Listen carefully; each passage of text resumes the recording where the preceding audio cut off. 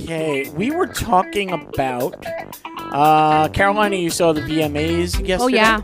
I did. And you mentioned the 50 years of hip hop. Yes, I did. And how they are bringing back, older acts and they're getting acknowledged for what they did. Yeah.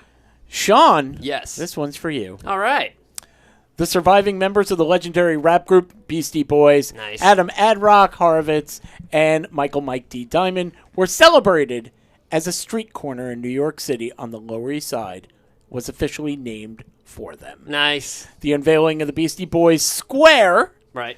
The sign took place over the corner of Ludlow and Rivington. If you don't know, it is the cover of Paul's Boutique. Their 1989 album. Yes. Let's see. So it was named after them. I thought this was the best quote. Actually, we walk around these streets. We don't really think about who they're named after. Who was Ludlow Street? Irving Street? Father Demo Square, Horowitz said. But it makes me really happy to know that some kid on his way to school 50 years from now is going to pass by this, look up, and be like, what the fuck is Beastie Boy, and why did they get a square? The Beastie Boys. What is going on here? No, that's amazing. He called the experience effing awesome. Right. Took a moment to thank council members of the city of New York for teaching us what to look at, what to listen to, what to wear, how to love, and how to live. This honor comes 11 years after the loss of course, the third member, Adam MCA Yauch, is... Yeah. Okay. Yeah, close enough. Who died in 2012 after his battle with cancer. This, of course, coincides with the 50-year anniversary of hip-hop. Yeah. Yeah, they really put a lot of effort into that last album right as it was coming out because he was not doing very well, which was very sad. But, they made 2 music videos for for their last album, which is called The Hot Sauce Committee. And the first... Fight for Your Right Revisited was the name of the song. It's a 25-minute video that has, I'm not even kidding, about between 30 and 40 extras. And every single extra is somebody famous. And you run down the list. So you stand there and you watch the whole thing and you go, oh, what? There's Orlando Bloom cleaning a windshield. What the hell is Amy Poehler doing over here? See that. What is it called now? Fight for Your Right Revisited. A little slower? Fight for Your Right Revisited. And the Beastie Boys are actually played by, oh my God, I'm drawing a blank. They're right in their now. 50s now. They're in their 50s now. Hard to believe. They're being played by Elijah Wood, Seth Rogen, and Danny McBride. And it's basically the Fight for Your Right music video. Yeah, drink. Afterwards. Oh. So they're coming down the steps, running into the parents. The parents are played by Stanley Tucci and oh, damn it, Susan Sarandon. Oh, nice. And then it just goes from there. It's amazing. Watch it. Yeah, definitely check it out. It's so cool. And then the old version of the Beastie Boys is played... I'm not even going to ruin it. Take it away. We'll talk about it next week. It's fine. Okay. Yeah, check it out. Homework. Fight for Your Right revised? Revisited. Yeah. I mean, I was part of the generation when they put that out that it was just amazing. Yeah. It was like you sat there and it is basically the same thing as later on Fresh Prince, Parents Just Don't Understand. Right. Which is, let us do what we want to do. Yeah. I remember listening to Skid Row. Okay, it's a band. Because I already know who?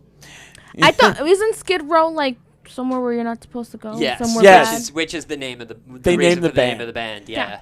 80s hair metal was crazy. Yeah. And they had a song. The Youth Gone Wild. Right. It was called Youth Gone Wild. And I would play that song loud in my room. And my mother one day come out of the room into the kitchen. She says, let me ask you a question. What is it, Mom? Why do the youth need to go wild? And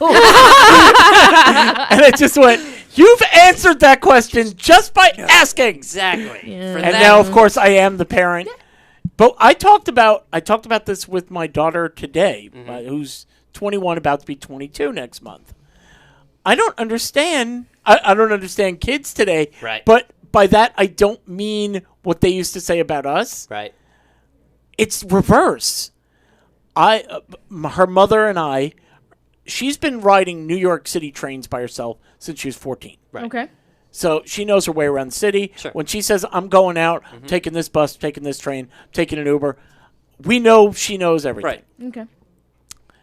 She told me the other day, we're going into the city. There's an exhibition. Me and a bunch of friends want to go. and it turns out that it started out with like 10 people, Right. and 3 went, including her. Okay. I said, "What happened to the others?" Right. She goes, "Their parents won't let them go. Oh, boy. The big bad city's going to boy. get them." Oh I'm my like, God. "How old are these people?" Well, some are 21, Right. some are 22, Yeah. one's 25. Right. Although she's sort of I mean, have very religious, strict parents. That one you sort of. So she's like 14. Yeah. Totally. Yeah. She'll be 25 when she's 50.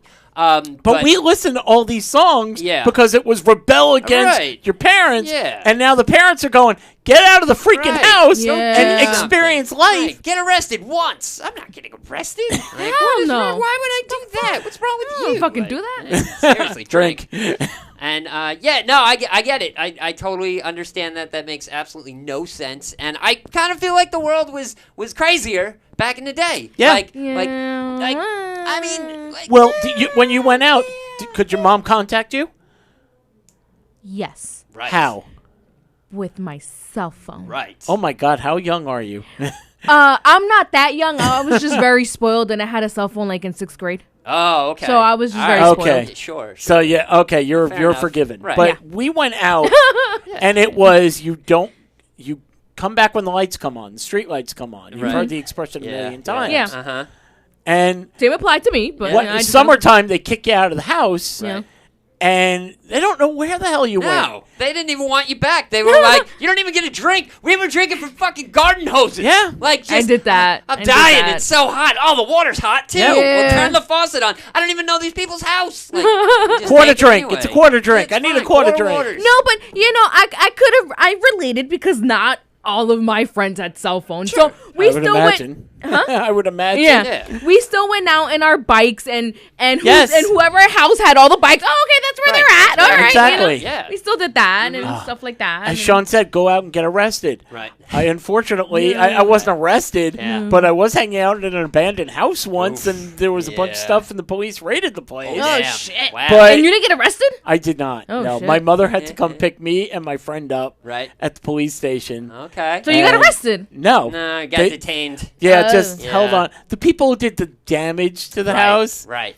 you know, they were like, you did some damage. You're just kind of Yeah, trespassing you're at just 16. here. You're. Oh, okay, Yeah. okay. Can't really do too much, and you haven't really done anything, but we still have to make an example of you to scare you. You know. Hopefully So it works. would it be you've got to fight for your right to play Xbox all day? I don't really is think there's that much it? of a fight to that. I think you just do it and you tell mom to stop. And you're like, Mom, I don't care. Stop judging me. I'm playing Xbox. My mom's over my shoulder and she's there all day. Da-na-na. And now the show has been canceled. Yeah, hey, it's fine. Whatever. But, Okay. Yeah, totally. Like, I do appreciate going back, circling all the way back to the original point in this story. I do appreciate the fact that the Beastie Boys have their own landmark. It just goes to show you the way things come around. Yep. It's like a group that, like, you never thought would really do something is now, not that you didn't think they would do anything, but it was looked down upon by like your parents and stuff like that. Like music was just, I don't understand this It's music. noise. It's Yeah. drink. But like for them to come out and like do what they did for how long and be so influential to everybody from like all over the place, like a lot of people's groundwork for music is the Beastie Boys. That was how they learned like, oh, you can do rock, you can play jazz, you can rap, Yeah. you can do all of this at the same time. And it's just really cool, and I cannot wait to actually go and take my picture in front of it. Because Where is it? That's going to be the new thing now. Yeah. It's on the Lower East Side. Yeah, and I'm almost positive. Well, no, I don't think it's. I don't think Paul's Boutique is there anymore. That would be crazy if it was, but I'm not 100% sure. Probably don't quote not. me on that. I'm probably wrong. I I usually don't believe am. it's there. And yeah. I just know that they were located in Brooklyn. That's only because that was the last words uttered on Paul's Boutique. Anyway, sorry.